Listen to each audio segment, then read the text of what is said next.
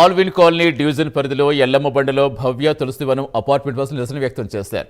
Save hour lake పేరిట ప్లకార్డ్స్తో చెరువు వద్ద నిరసన తెలిపారు.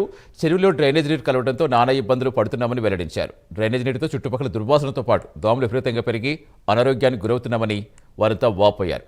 అధికారులు స్పందించి సమస్య పరిష్కరించాలని కోరారు. సిఎస్ఆర్లో భాగంగా చెరువును అభివృద్ధి చేయడంతో పాటు ఆహ్లాదకరంగా తీర్చిదిద్దామని భవ్య తులసివనం కన్స్ట్రక్షన్ ప్రతినిధులు ముందుకొచ్చారని తెలిపారు. మేము ఈ ప్రాబ్లము దాదాపు 15 ఏళ్ళ నుంచి ఫేస్ చేస్తున్నాము. విపరీతమైన దోవలు, విపరీతమైన స్మెల్. మా విజ్ఞప్తి మేరకు ఇరిగేషన్ డిపార్ట్మెంట్ వాళ్ళు డ్రైనేజ్ డైవర్షన్ అయితే చేస్తున్నారు. అది చాలా వరకు చేశారు, ఇంకొంత ఉంది పెండింగు. అయితే డైవర్షన్ కాగానే ఇప్పుడు ఆ నీళ్లు ఏదైతే ఇప్పటి వరకు వచ్చిన డ్రైనేజ్ నీళ్లు ఉన్నాయో చెరువులో, దయచేసి అది ఖాళీ చేయించాలి.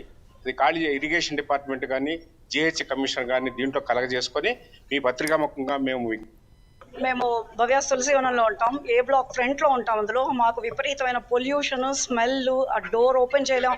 24 hours మేము డోర్ క్లోజ్ చేసుకునే ఉంటున్నాము. పొద్దున లేదు, రాత్రి లేదు. పగలపూట ఏమో బయట చెట్లలో ఉన్న దోమలు వస్తున్నాయి, సాయంత్రం ఏమో ఫ్రెష్ దోమలు వస్తున్నాయి. సో విపరీతమైన స్మెల్. ఎవ్రీ ఇయర్ మా ఏసీలు 2 రిపేర్ వస్తాయి, 10,000 మినిమం. చాలా ప్రాబ్లంగా ఉంది. ప్లీజ్ హైదరాబాద్ని ప్రొవైడ్ చేసి మా ప్రాబ్లమ్ సాల్వ్ చేస్తారని అందరినీ వేడుకుంటున్నాం. మేము భవ్య తులసివనంలో ఉంటాం.